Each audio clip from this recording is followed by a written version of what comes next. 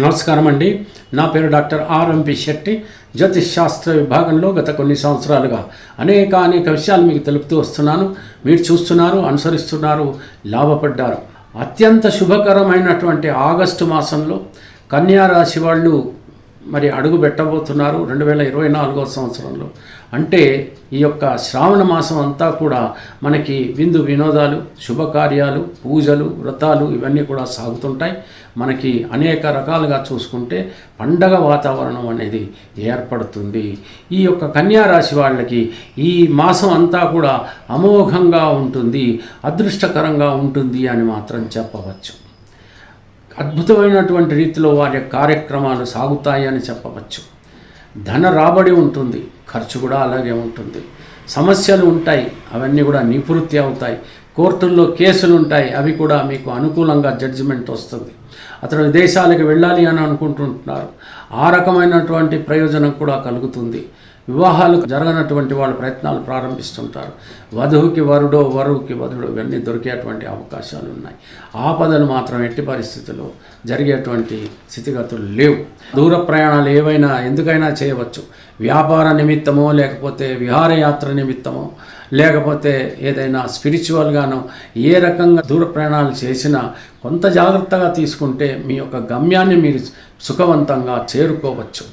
ఇకపోతే ఖర్చులు మాత్రం విపరీతంగా ఉంటాయి. కారణం ఏదైనా కావచ్చు. మీ ఇంట్లో ఏదైనా శుభకార్యము అంటే అమ్మాయి పెళ్ళో, లేకపోతే ఆ రకంగా ఉన్నటువంటి పక్షంలో ఏదైనా వాహనం కొనుక్కోవటం, ఇల్లు కొనుక్కోవటం ఇలాంటివి చేసినప్పుడు ఖచ్చితంగా ఖర్చు ఎక్కువగానే ఉంటుంది. అంత మాత్రం చేత అశుభకరమైనటువంటి ఖర్చు ఇది అని మనం అనుకోవటానికి వీల్లేదు. ఏదేమైనా అనవసరమైనటువంటి ఖర్చులు మాత్రం ఈ మాసంలో ఏమాత్రం మీరు పెట్టరు. ఆ రకంగా మీరు గ్యారంటీగా ఉండొచ్చు. ప్రొఫెషన్ రంగంలో ఉన్నటువంటి వాళ్ళ పరిస్థితి కూడా బాగానే ఉంటుంది. గౌరవంతో పాటు వాళ్ళకి ఆర్థిక వనరులు బాగా చేకూరుతాయి. ఖచ్చితంగా బాగానే డబ్బు సంపాదిస్తారు, మర్యాద మన్నలను కూడా పొందుతారు. చలనచిత్ర రంగంలో మాత్రం అద్భుతమైనటువంటి రీతిలో సాంకేతిక నిపుణులు కానీ, లేకపోతే ఆర్టిస్టులు కానీ, ఇతరత్ర ఎవరైనప్పటికీ కూడా చాలా బాగా అద్భుతంగా ఉండేటువంటి పరిస్థితి.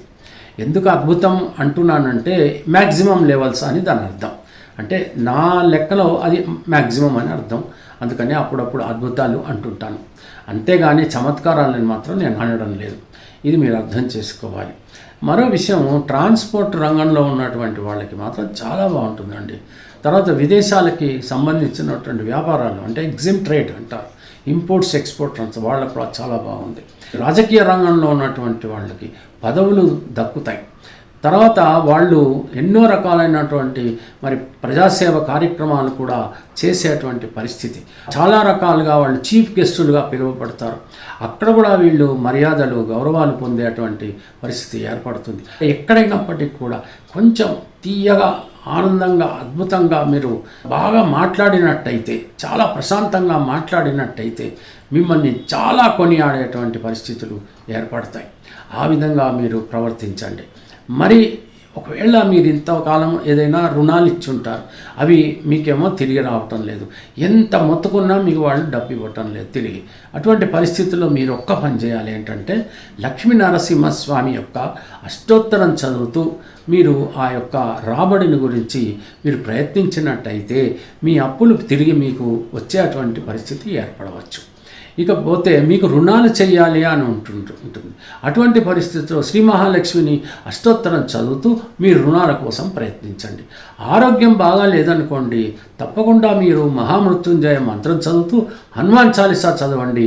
మీకు అద్భుతమైనటువంటి రీతిలో ఆరోగ్యం కూడా కలుగుతుంది.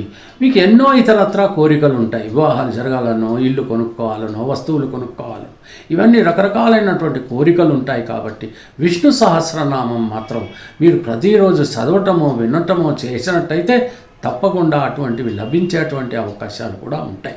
ఇవాళ చదివాను రేపే రావాలి అంటే రాదనుకోండి, కానీ కాన్సన్ట్రేటివ్గా, ఏకాగ్రతతో మీరు ఒక రకంగా పూజించినట్టయితే తప్పకుండా మీరు విజయవంతంగా అవన్నీ కూడా సంపాదించుకునేటువంటి అవకాశం మీకు ఏర్పడుతుంది. ఇక ఈ యొక్క నాటక రంగంలో ఉన్నటువంటి వాళ్ళు, కళాకారులు, నృత్యకారులు, మరి లేకపోతే గాయకులు, వీళ్ళందరికీ కూడా చేతి నిండా పని దొరుకుతుంది. వాళ్ళు కూడా బాగా సంపాదించుకునేటువంటి పరిస్థితులు ఏర్పడతాయి. ఒక్కసారి ఏంటంటే మీ యొక్క గ్రహదశ ఏం జరుగుతుంది కూడా చూసుకోండి. అశుభానికి సంబంధించిన గ్రహదశ లేకపోతే శుభకరమైనటువంటి గ్రహదశ ఇది చూసుకుని అప్పుడు ఈ గోచారాన్ని మీరు కనుక సమన్వయపరుచుకున్నట్టయితే ఎక్కువ శాతం మీరు ఆనందంగా గడిపేటువంటి అవకాశాలు ఉంటాయి. ఇక మరో విషయం, ఇంట్లో దంపతుల మధ్యన ఖచ్చితంగా ప్రేమ, అనురాగం, అభిమానం ఇవన్నీ కూడా ఉంటాయి. మీరు చాలా బాగున్నారు కదా అని ఎదుటి వాళ్ళని దయచేసి నిందించకండి, ఎవరిని కూడా అవమానించకండి. అటువంటి పరిస్థితుల్లో మిమ్మల్ని వాళ్ళు కూడా గౌరవించేటువంటి స్థితిగతులు ఏర్పడతాయి.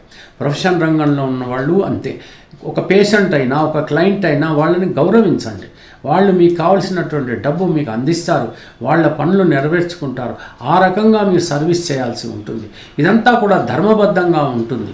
ఒక వ్యాపారం చేసినప్పటికి కూడా మీరు చూడండి, కావలిస్తే ముస్లిమ్స్ రంజాన్ పండుగలో ఎంత ధర్మంగా ప్రవర్తించాలో వాళ్ళు అంత ధర్మంగా ప్రవర్తిస్తారు. అలాగే ఈ శ్రావణ మాసంలో కూడా మనిషికి మధ్యన ధర్మము అనేది ఉండాలి, కానీ అధర్మము అనేది ఎట్టి పరిస్థితుల్లోనూ ఉండరాదు. కాబట్టి మీరు ఎంత ధర్మబుద్ధితో ప్రవర్తిస్తే మీకు అంత ఫలితం సంవత్సరం అంతా కూడా కలుగుతుందని తెలుసుకోవాలి. మీ ముక్కోటి దేవతల ఆశీర్వాదాలు ఈ కన్యా రాశి వాళ్ళు పొందనున్నారు. కాబట్టి అద్భుతమైనటువంటి జీవితం, ఆనందకరమైనటువంటి జీవితము చాలా సమర్థవంతంగా జరుపుకుంటారు. మరి ఆ రకంగా ఉన్నటువంటి మీ పరిస్థితులన్నీ కూడా చక్కదించుకోండి, తప్పకుండా గడిపేయండి ఆగస్టు మాసం అంతా కూడా. తెలిసింది కదా, సెలవండి, ఉంటాను, నమస్కారం.